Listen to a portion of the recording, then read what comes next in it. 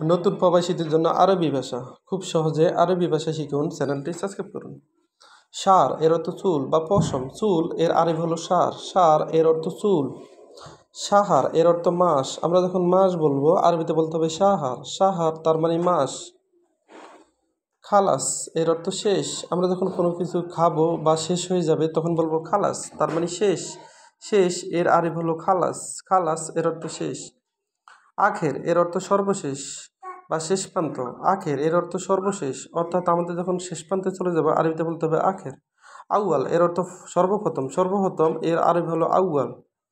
আলিউম এর অর্থ আজ। আজ এর আরবি হলো আলিউম। আলিউম এর অর্থ আজ। ইয়ুম ইয়াউম এর অর্থ দিন। দিন এর আরবি হলো ইয়াউম। ইয়াউম এর অর্থ দিন। আমস এর অর্থ গতকাল। গতকাল এর আরবি হলো আমস। আমস এর অর্থ গতকাল। আমরা যখন গতকাল বলবো আরবিতে বলতে হবে আমস। বুকরা এর অর্থ আগামীকাল। আগামীকাল এর আরবি হলো বুকরা। বুকরা এর অর্থ আগামীকাল। ভিডিওটি ভালো লাগলে অবশ্যই সাবস্ক্রাইব করুন এবং শেয়ার করুন।